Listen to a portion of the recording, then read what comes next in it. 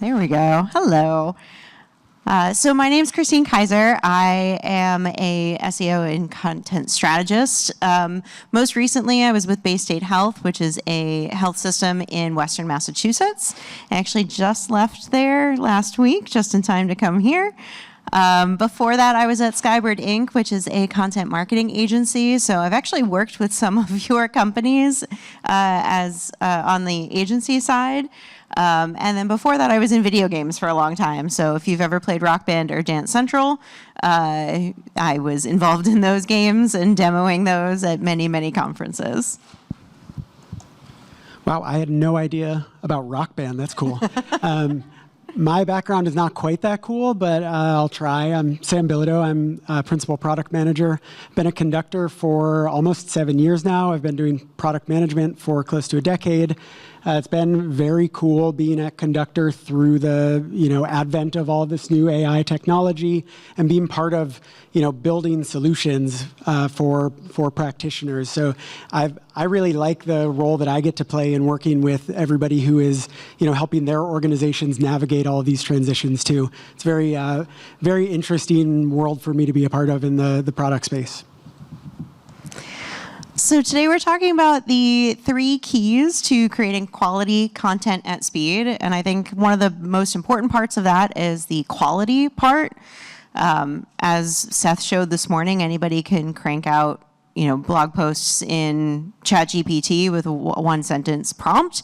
But to really get to quality, there's more that you need to put in it. And so one of the things I wanted to talk about is Bob Ross, who is a master of creating quality content at speed. If you have ever watched his show, he creates a painting start to finish in 30 minutes flat, even including little anecdotes and talking to his little animal friends. And so I wanted to think about Bob in a framework of how we can also think about our creating content at speed. And so one of the things that Bob has said is that all you need to paint is a few tools, a little instruction, and a vision in your mind. And so we'll use that to talk through the things that you need. And the first thing you need to do is gather your tools. For Bob, that was the paint palette. And if you've watched, he runs the titles of the paint colors across the bottom of the screen in the order you need them to prepare yourself. He also has all of his tools nearby, multiple brushes, cleaning supplies, all of that. And then for us, we're going to talk about the things that we would use. So for me, personally, the first thing I have is data dashboards. And we'll talk about each of these in turn. The next thing we have is the content profiles, which have been a huge game changer for me personally in using Writing Assistant. And then talking about the AI topic map, which is so new that Sam will be talking about it. So the first thing is your data dashboards. And so this is a little screenshot of a collection of data dashboards that I had at my last role at Bay State Health. And so basically I took every one of our priority service lines and I made a workspace for it. I worked closely with our Conductor team, filed some marketplace requests to get some of this done with my small team, but created our page groups and keyword groups that are smart groups for each of these so that they're constantly updated, and then pulled in all of the relevant data to each of these. And what this allowed me to do and would allow you to do is to figure out that first step, which is, what am I even creating? And whether that's new content or a refresh, you can see where you're succeeding, the areas that you maybe need some help, and a lot of the new features I think will play into this really well.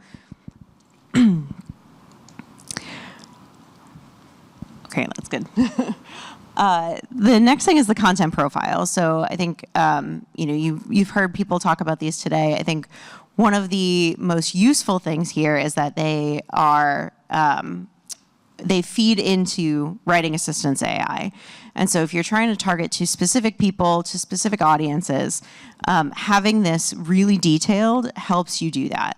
And so to create content at speed, you actually have to do your homework first, which isn't super fun to think about, but is really detailed and really helps you do this on the fly later.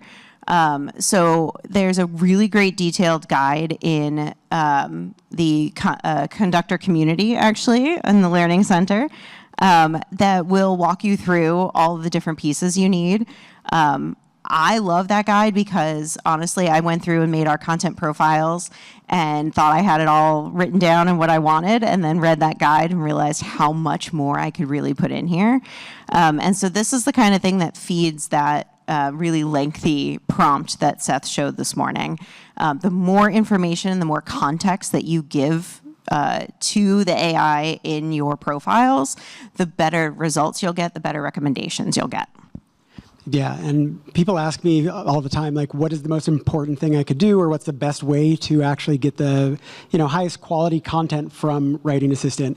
This is what I go to as I think the #1 way to have content actually sound like your brand and reflect something that's not just generic chat GPT. And we're going to get into some more around personality in a little bit.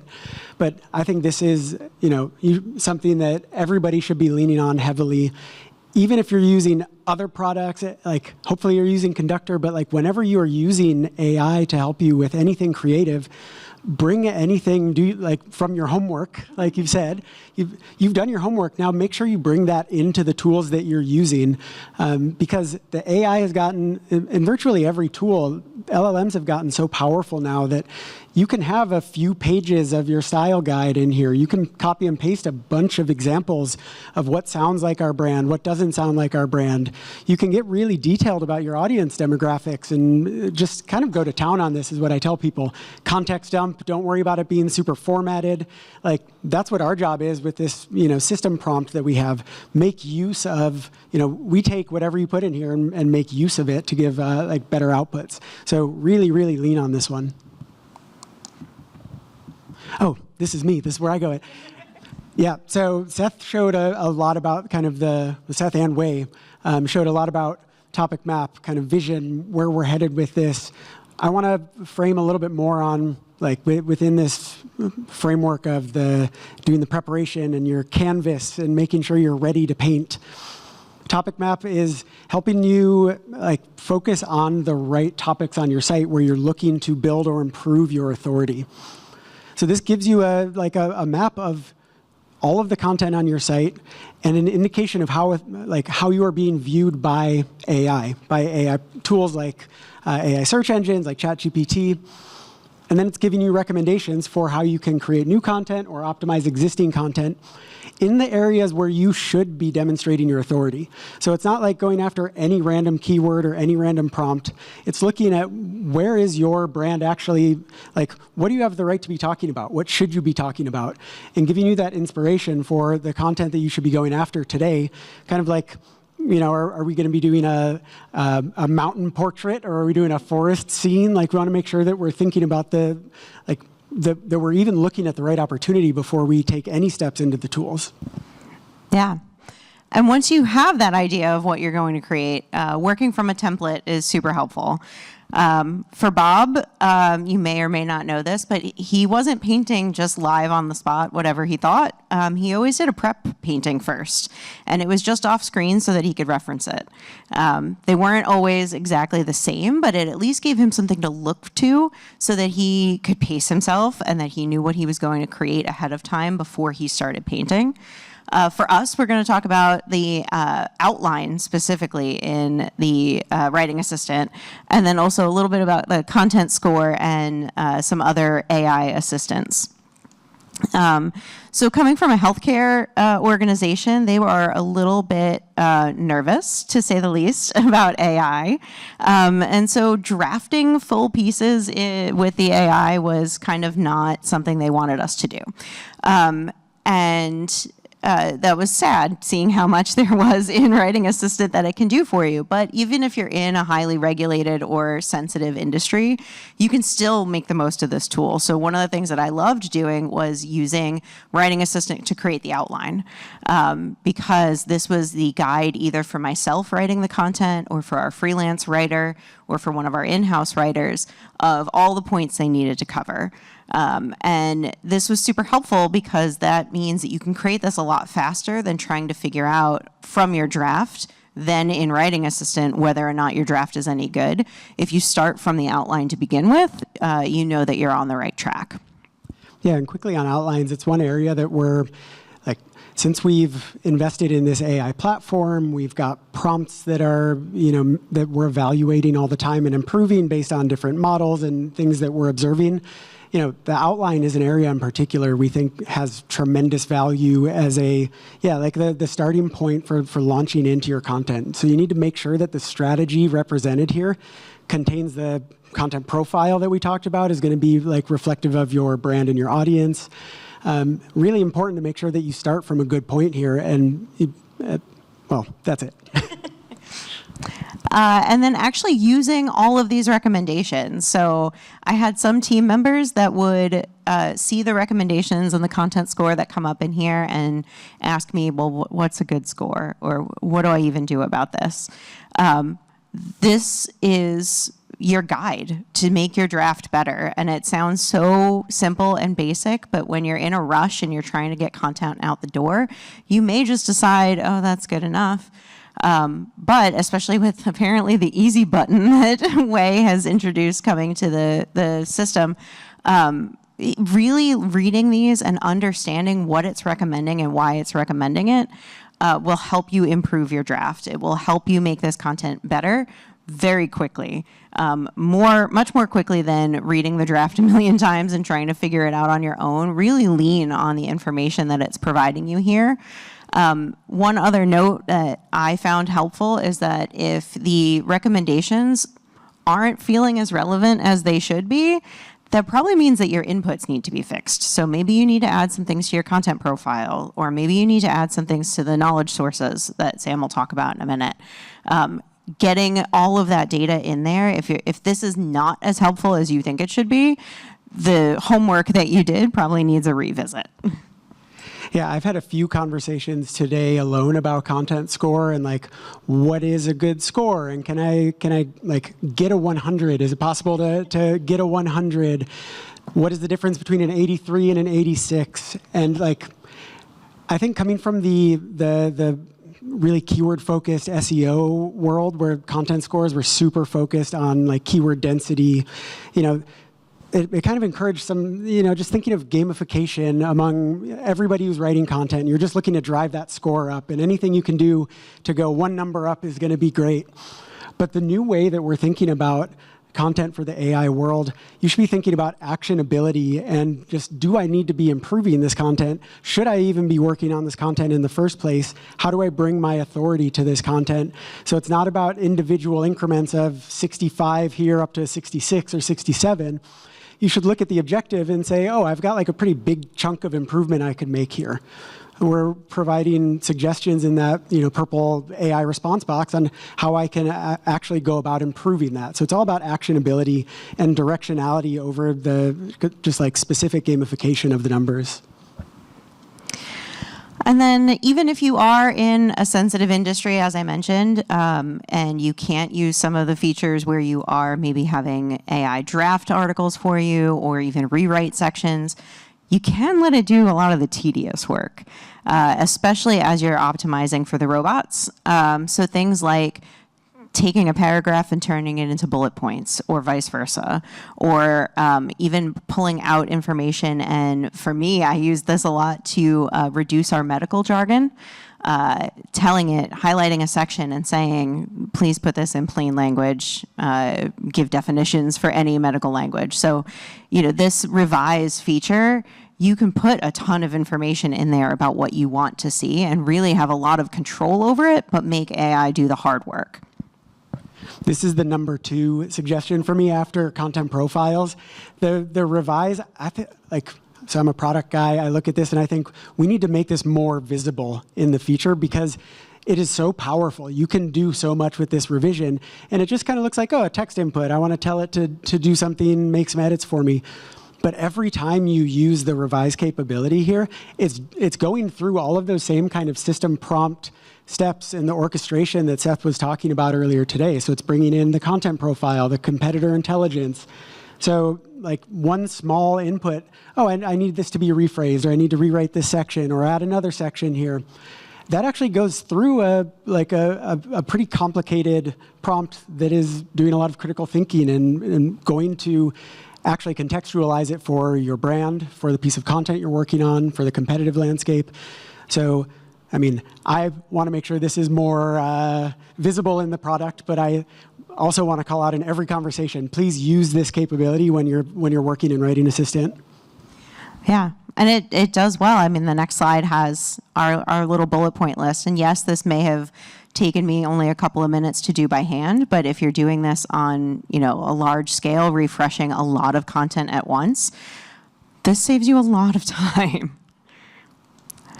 So then the last step, last key to creating content at speed is injecting personality. And so if you've watched the show, Bob has just such a charming personality. He talks about happy little accidents turning into beautiful trees. Every painting is a gorgeous landscape. He talks about his time living in Alaska. And then some whimsy. He brings in his little animal friends every now and then.